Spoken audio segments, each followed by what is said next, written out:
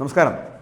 കോൺഗ്രസിൻ്റെ നേതാവായിരുന്ന പത്മജ വേണുഗോപാൽ ബി.ജെ.പിയിൽ ചേർന്നതിൽ വലിയ പരിഹാസങ്ങൾ ഉണ്ടാകുന്നുണ്ട്. അതിനെ പരിഹസിച്ചുകൊണ്ട് CPIഎമ്മിൻ്റെ പോളിറ്റ് ബ്യൂറോ അംഗം കൂടിയായിട്ടുള്ള MA ബേബി പറയുന്നുണ്ട് ബി.ജെ.പിയിലേക്ക് പോകുമെന്ന് മാധ്യമങ്ങളോട് പറഞ്ഞ ആൾ കെ സുധാകരനായിരുന്നു. പക്ഷേ പോയി കഴിഞ്ഞത് പത്മജയാണ്. സുധാകരൻ പോകുമെന്ന് പറഞ്ഞത് പത്മജ ചെയ്തു കാണിച്ചു എന്നാണ് MA ബേബി പറയുന്നത്. ഇതൊരു പരിഹാസ രൂപേണ പറയുന്നുണ്ട് എങ്കിലും MA ബേബി മനസ്സിലാക്കേണ്ട ചില കാര്യങ്ങൾ കൂടിയുണ്ട്. അത് മുറയ്ക്ക് ഞാൻ പറഞ്ഞുതരാം. വിലയ്ക്ക് വാങ്ങാൻ കഴിയാത്തവരെ വേണം ഡൽഹിയിലേക്ക് അയക്കാനെന്ന് MA ബേബി പറയുന്നുണ്ട്. കാരണം ഇപ്പോഴത്തെ 110 BJP MPമാർ കോൺഗ്രസ് നേതാക്കളായിരുന്നുവെന്നും ആ നേതാക്കളെയാണ് ഇപ്പോൾ BJP വളർത്തുന്നതെന്നും MA ബേബി പറയുന്നുണ്ട്. മാത്രമല്ല, വടകര പാർലമെൻറ്റ് മണ്ഡലത്തിലെ LDF സ്ഥാനാർത്ഥിയുടെ തിരഞ്ഞെടുപ്പ് കൺവെൻഷനുമായി ബന്ധപ്പെട്ടിട്ടാണ് MA ബേബി ഇത്തരത്തിലുള്ള വാദഗതികൾ മുന്നോട്ട് വെച്ചത്. ശൈലജയ്ക്ക് വേണ്ടിയിട്ടാണ് സംസാരിക്കാനെത്തിയത്.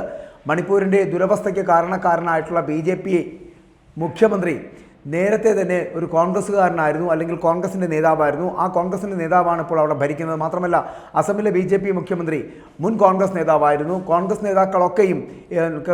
നേതാക്കളിൽ പലരും BJP നേതാക്കളായി മാറുന്നുവെന്നും MA ബേബി കുറ്റപ്പെടുത്തുന്നുണ്ട്. അപ്പോൾ MA ബേബിയുടെ വാദങ്ങൾ എന്ന് പറയപ്പെടുന്നത് കെ ശൈലജയെ വിജയിപ്പിക്കുക എന്നുള്ളതാണ്.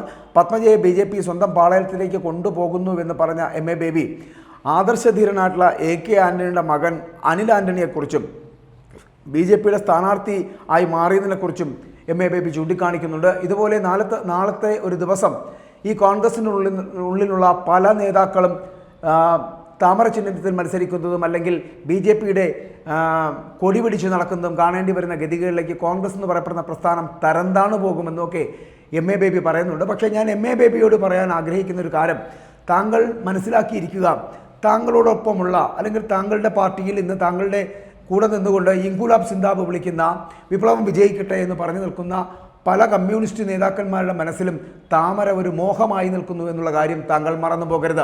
ഒരു സുരക്ഷാ കവചമായി BJPയുടെ അണികളോടൊപ്പം ചേരണമെന്ന് ആഗ്രഹിക്കുന്ന കമ്മ്യൂണിസ്റ്റുകാരുണ്ട് എന്നുള്ള കാര്യവും താങ്കൾ മറന്നു പോകരുത്. കാരണം താങ്കളുടെ തന്നെ നേതൃത്വത്തിലുള്ള ഈ പാർട്ടിയിൽ നിന്ന് എത്ര നേതാക്കൾക്ക് സുരക്ഷിതമായിട്ടുള്ള താവളങ്ങൾ ഒരുക്കി കൊടുക്കുവാൻ നിങ്ങൾക്ക് കഴിയും? നിങ്ങളുടെ കൂടെയുള്ള സഖാക്കൾ തന്നെ സഖാക്കളെ കുത്തിക്കൊല്ലുന്ന ഒരു സാഹചര്യത്തിൽ നിന്നും അവരെ രക്ഷിച്ചു നിർത്താൻ സാധിക്കുമോ?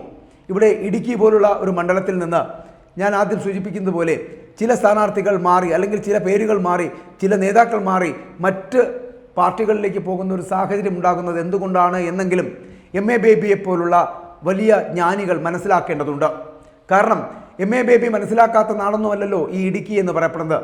കമ്പന്തേനി മേഖലകളിലും ഒപ്പം തന്നെ ദേവികുളം മേഖലകളിലും ഒക്കെയുള്ള ഈ കമ്മ്യൂണിസ്റ്റ് മാർക്സിസ്റ്റ് പാർട്ടിയുടെ അണികൾക്ക് എന്ത് സംഭവിക്കുന്നു എന്ന് മനസ്സിലാക്കുവാനുള്ള സാമാന്യ ബോധമെങ്കിലും താങ്കൾക്കുണ്ടാകണം. താങ്കൾ അവിടുത്തെ ഇടുക്കിയിലെ MM മണിയെപ്പോലുള്ള കമ്മ്യൂണിസ്റ്റ് നേതാക്കൾ കാട്ടിക്കൂട്ടുന്ന വിക്രിയകൾ കണ്ടില്ല എന്ന് നടിക്കരുത്.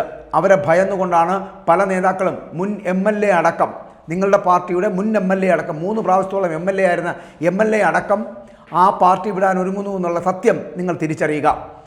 S രാജേന്ദ്രനെ പോലുള്ള MLAമാർ മറുകണ്ഠം ചാടുന്നതല്ല, പകരം ഇപ്പോൾ സസ്പെൻഷനിലായി നിൽക്കുന്ന ഈ രാജേന്ദ്രനെ തിരികെ പാർട്ടിയിലേക്ക് കൊണ്ടുവന്നില്ലെങ്കിൽ അദ്ദേഹത്തിന് പോകാൻ പറ്റുന്ന ഇടമെന്ന് പറഞ്ഞാൽ കോൺഗ്രസിൻ്റെ തീരങ്ങളിലല്ല, പകരം BJPയുടെ ഓരങ്ങളിലാണ്. അതുകൊണ്ട് BJPയുടെ താവളത്തിലേക്ക് CPMൻ്റെ നേതാക്കൾ എത്തും എന്നുള്ള കാര്യത്തിലും സംശയമില്ല. അത് മനസ്സിലാക്കുവാൻ MA ബേബിയെ പോലുള്ള ഇത്രയും സാത്വികനായ മനുഷ്യൻ തിരിച്ചറിയേണ്ട ഒരവസ്ഥയിലേക്ക് എത്തുക. കോൺഗ്രസിൻ്റെ നേതാക്കൾ പടിയിറങ്ങുമ്പോൾ അതിനെ പരിഹസിക്കുമ്പോൾ നിങ്ങളുടെ നേതാക്കൾ മറ്റുള്ള BJP നേതാക്കളുമായി ആവശ്യത്തിനും അനാവശ്യത്തിനും ചർച്ച നടത്തുന്നുണ്ട് എന്ന് തിരിച്ചറിയുക. അവർ പിടിച്ച ചെങ്കൊടിയൊക്കെ നാളെ വലിച്ചെറിഞ്ഞിട്ട് കാവിക്കൊടി പിടിക്കുന്ന ഒരു കാലഘട്ടം കൂടി മുൻപിലുണ്ട് എന്ന് നിങ്ങൾ തിരിച്ചറിയുക.